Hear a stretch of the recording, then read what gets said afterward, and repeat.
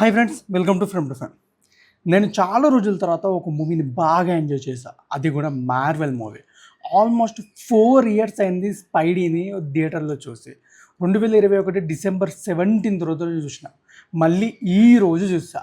Same అదే vibe, అదే enjoyment, away elements, away action scenes. Each and everything చాలా అంటే చాలా పీక్ అనిపించినాయి. మూవీ విషయానికి వస్తే మూవీ ఫస్ట్ హాఫ్ మొత్తం యాక్షన్ సీన్స్తో ఉంటుంది. సెకండ్ హాఫ్ మొత్తం స్పైడర్ మ్యాన్ ఎమోషన్స్తో ఫుల్ఫిల్ అయి ఉంటుంది. మార్వెల్ ఫ్యాన్స్కి ఎంత స్టఫ్ కావాలో అంత స్టఫ్ ఈ మూవీలో ఉంటుంది.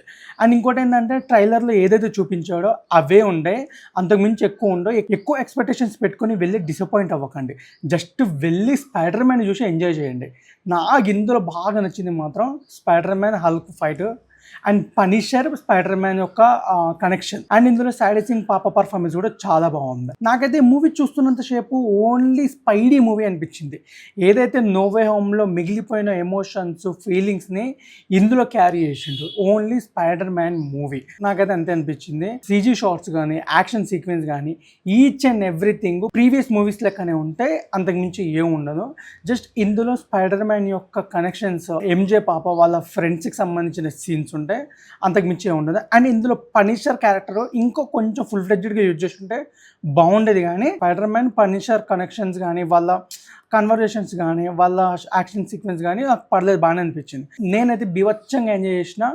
మూవీ ఫస్ట్ హాఫ్లో వచ్చే ఫస్ట్ 15 minutes 20 minutesలో ఉండే యాక్షన్ సీన్స్ మాత్రం బీభత్సం కూత ర్యాంప్ అనేది పదాలకి చాలా తక్కువ.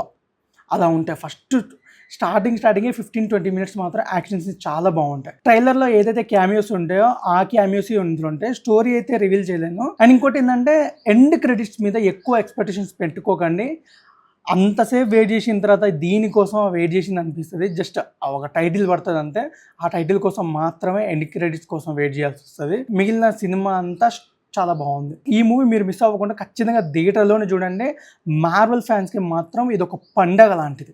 చాలా సంవత్సరాల తర్వాత మార్వెల్ పడిపోతున్నప్పుడు స్పైడర్ మ్యాన్ వచ్చిండు. మార్వెల్ ఎరా స్టార్ట్ అయ్యే ముందు స్పైడర్ మ్యాన్ వచ్చిండు. మార్వెల్కి ఒకే ఒక్క వారసుడు స్పైడర్ మ్యాన్ అని మళ్ళీ ప్రూవ్ చేసిండు ఈ మూవీతో. స్పైడర్ మ్యాన్ మూవీ మీకు ఎలా అనిపించిందో కింద కామెంట్ చేయండి. ఈ వీడియో కనుక మీకు నచ్చినట్లయితే లైక్ చేయండి, షేర్ చేయండి, సబ్స్క్రైబ్ చేయడం మాత్రం మర్చిపోకండి.